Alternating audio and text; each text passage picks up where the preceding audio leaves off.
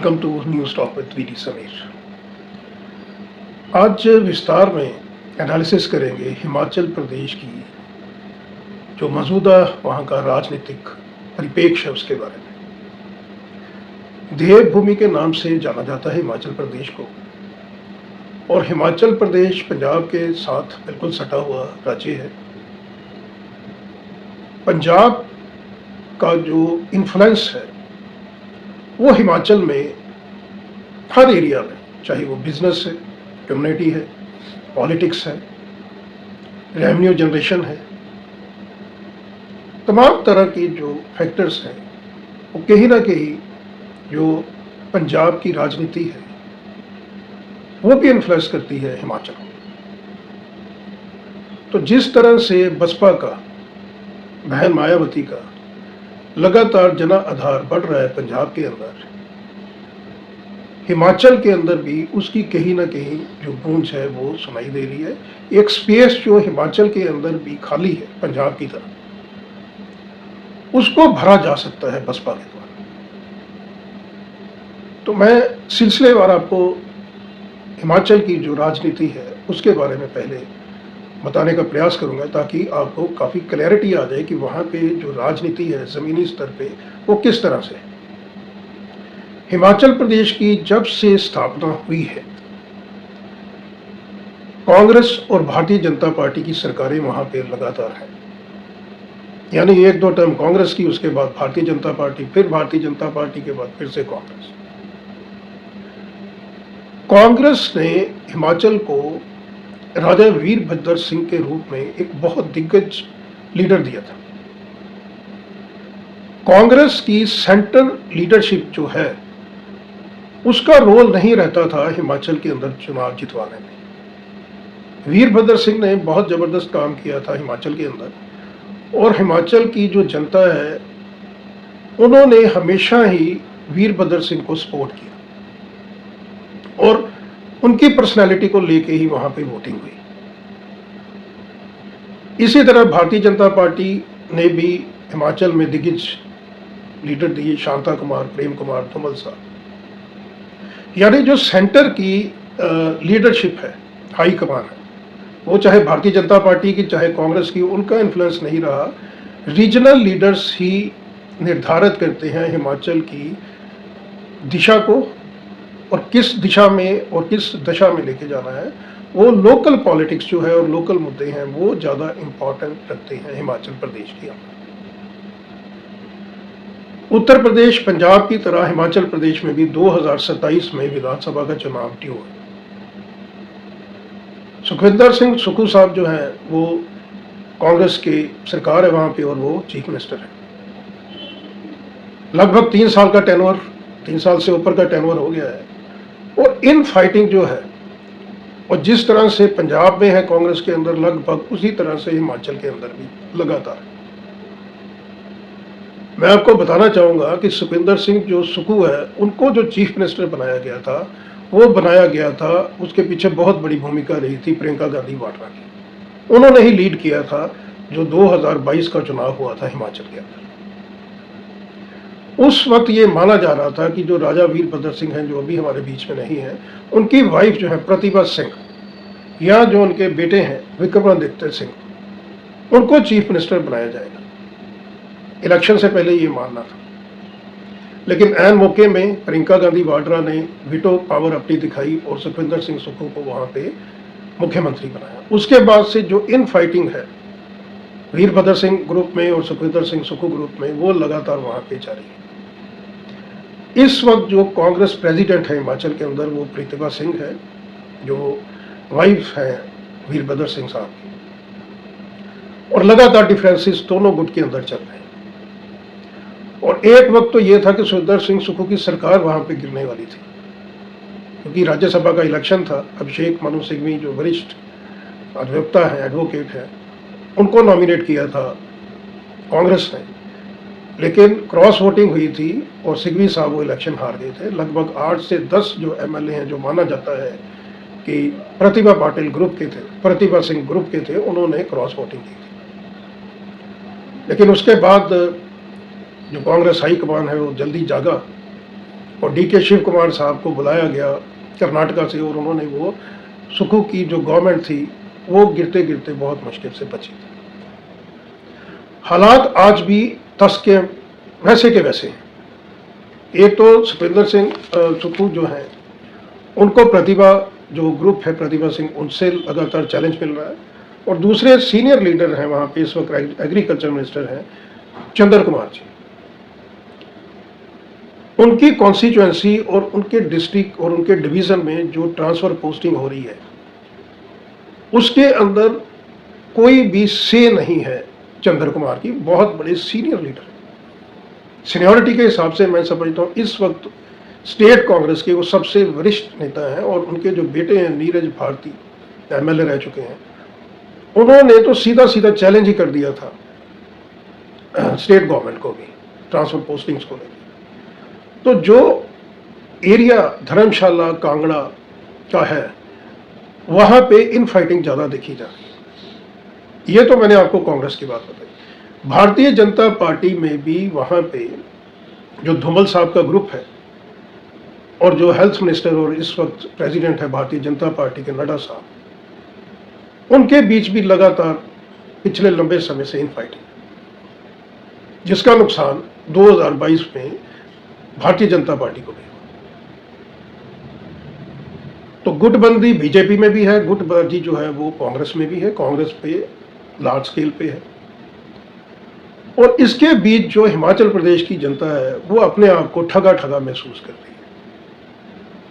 आप देखिए बरसात के दिन जो अभी चल रहे हैं, सबसे बड़ा इशू क्या है हिमाचल के अंदर कि जो कंस्ट्रक्शन वहां पे है वो लगातार जारी है, और ये जो बेमानी जो वहां पे कंस्ट्रक्शन है हिमाचल के अंदर, बिल्डिंग्स बन रही है मल्टी स्टोरीज, वो बहुत बड़ी वजह बन रही है लैंडस्लाइड्स का हिमाचल के अंदर, जिसपे हर साल जो मानसून का सीजन है बरसाती मौसम में सैकड़ों जानें वहां जाती हैं। इसके अलावा बिल्डिंग्स जो है वहाँ वो गिरती हैं वहाँ पे, यानी जान का माल का वहाँ पे बहुत ज़्यादा नुकसान हो रहा है। ना ही भारतीय जनता पार्टी और ना ही कांग्रेस इस चीज़ को रोक पा रही है, जो वहाँ पे लगातार जो है वो बिल्डिंग का ऑथोराइजेशन दे के उनको बनाया जा रहा है मल्टी स्टोरी बिल्डिंग्स। इसके अलावा दूसरी हिमाचल की जो आम जन है उनको जो टूरिस्ट सीजन है, अभी तो पूरा साल चलता है, लेकिन जो पीक सीजन है जो माना जाता है कि अप्रैल मई जून, इतनी ज़्यादा वहाँ पे ट्रैफिक की समस्या है कि 4-4, 5-5 किलोमीटर्स का जाम लग जाता है, जिससे कि लोकल हिमाचली को बहुत ज़्यादा परेशानी आती है। यानी कि जो इंफ्रास्ट्रक्चर का वहाँ पे ग्रोथ है रोडवेज का, उस पर कोई भी ज़्यादा काम नहीं हुआ है, क्योंकि हिली एरिया है, थोड़ा सा है भी मुश्किल। तो हिमाचल गवर्नमेंट को ये चाहिए कि जो एयरपोर्ट्स हैं स्पेशली कुल्लू के अंदर और धर्मशाला के अंदर, वहाँ पे फ्लाइट्स को बढ़ाया जाए। तो इसको लेके वहाँ की जनता में बहुत ज़्यादा नाराज़गी है, और एक स्पेस बन रहा है बसपा के लिए, जैसे पंजाब में बन रहा है कि वहाँ पंजाब के अंदर भी जो लोग हैं वो आम आदमी पार्टी, कांग्रेस, बीजेपी, श्रोमणी अकाली दल गठबंधन अलायंस से वहाँ पे तंग आ गए हैं। उसी तरह हिमाचल के अंदर भी जो आम जन है वो कांग्रेस और जो भारतीय जनता पार्टी है उनकी सरकार से कहीं ना कहीं ठगा ठगा हुआ और नाखुश है। हिमाचल का जो आम जन है, इनकम ग्रोथ भी वहाँ पे उस लेवल पे नहीं हो। इसके बीच छन छन की ये खबरें आ रही हैं कि असेंबली इलेक्शन से पहले प्रतिभा जो सिंह का गुट है अलग, वो हाई कमान जो कांग्रेस की है उसके अगेंस्ट भी स्टैंड ले सकता है। मैं आपको बताना चाहूँगा कि 23 जून को शिमला का जो रिच मैदान है हिस्टोरिकल, वहाँ पे राजा वीरभद्र सिंह की प्रतिमा जो है एक मूर्ति, उसकी स्थापना होनी थी। जैसे मैंने आपको बताया कि हिमाचल प्रदेश के अंदर सबसे वरिष्ठ नेता वीरभद्र सिंह को माना जाता है, और इसके लिए इनवाइट किया गया था सेंट्रल लीडरशिप को। ना ही खरगेट साहब ने, सोनिया जी ने, राहुल गांधी, प्रियंका गांधी, किसी ने भी टाइम नहीं दिया था इस इवेंट के लिए, जो कि कहीं ना कहीं हिस्टोरिकल माना जाता है। इससे आप अंदाज़ा लगा सकते हैं कि जो कांग्रेस का आला कमान है उसके डिफरेंसेस लगातार बढ़ रहे हैं प्रतिभा सिंह, उनके जो सुपुत्र हैं विक्रमादित्य, उनके साथ।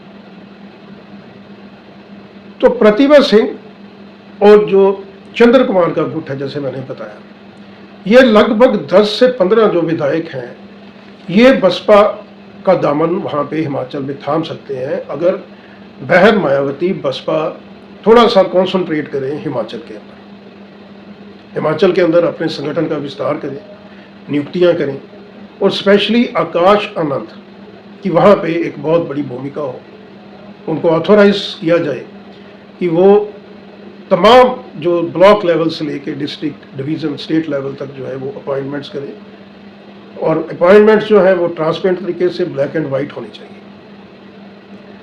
तो सीधा सीधा मैं कुछ कॉन्स्टिट्यूएंसीज आपको बताऊंगा, जैसे भरमौर है, रोहू है, रामपुर, कसौली, आनी, चौरा, पचान और श्री रेणुका जी। ये जो विधानसभा है 8, इसमें सीधा सीधा गणित बैठ जाएगा बसपा के फेवर में। उसके साथ मैं आपको बताना चाहूँगा कि जो हिमाचल का बॉर्डर लगता है पंजाब के साथ, जिसमें डिस्ट्रिक्ट पठानकोट है, डिस्ट्रिक्ट होशियारपुर है, डिस्ट्रिक्ट रोपड़ है, तकरीबन 6 से 7 कॉन्स्टिट्यूएंसीज ऐसी है, स्पेशली होशियारपुर और रोपड़ की, जहाँ पे बसपा का जनाधार बहुत ज़्यादा मजबूत है। और रोपड़ जो डिस्ट्रिक्ट है वो मान्यवर काशी राम की जन्मभूमि भी है।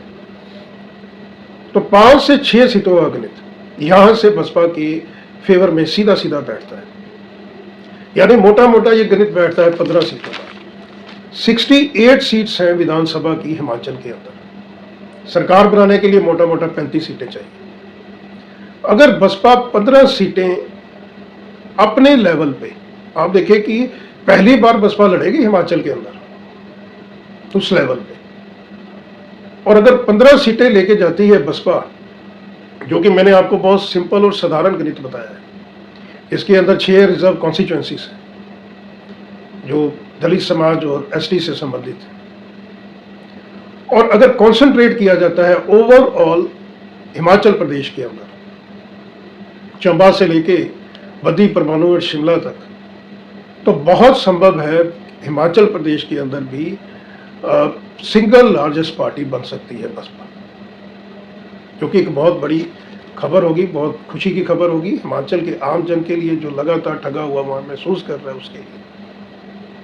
और पहली बार बसपा की सरकार बनने के आसार बन सकते हैं हिमाचल प्रदेश के अंदर। कंडीशन मैं फिर से आपको बताऊंगा कि बहन जी जिस तरह से एक्टिव हैं, उनको, क्योंकि यूपी का इलेक्शन, और यूपी बहुत बड़ी एक स्टेट है, 403 वहाँ पे विधानसभा की कॉन्स्टिट्यूएंसीज हैं, हिमाचल के अंदर मात्र 68 हैं। अगर बहन मायावती थोड़े से अपने टूर प्रोग्राम लगाती हैं हिमाचल प्रदेश के अंदर, यानी डिस्ट्रिक्ट वाइज मैं बताता हूँ कि अगर 15 से 20 दिन के टूर प्रोग्राम होते हैं बहन जी के हिमाचल के अंदर, और इसके अलावा अगर फ्री हैंड दिया जाता है आकाश नंद को हिमाचल के अंदर, तो बहुत बड़ा उलटफेर पहली बार देखने को मिल सकता है हिमाचल में 2027 में। पंजाब की तरह ही खुला मैदान है बसपा के लिए हिमाचल में भी, क्योंकि जैसे मैंने बताया पंजाब का काफ़ी ज़्यादा इन्फ्लुएंस उससे है हिमाचल के अंदर। तो हमको पहली बार हिमाचल में, पंजाब में, नॉर्दर्न इंडिया की 2 इम्पॉर्टेंट स्टेट्स के अंदर बसपा की सरकार बनने की संभावना हो सकती है।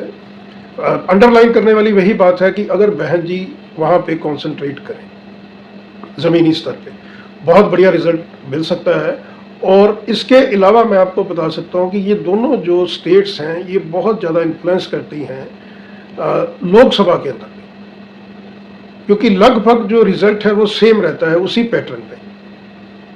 तो जो बहन जी का 2029 का लक्ष्य है, दिल्ली की गद्दी, जो दलित समाज की चाहना भी है, उसमें बहुत बड़ी भूमिका में आ सकता है पंजाब के साथ हिमाचल प्रदेश। तो आज के अंक में इतना ही, फिर किसी और मुद्दे को लेकर आपके समक्ष हाजिर होगा। तब तक के लिए नमस्कार, धन्यवाद।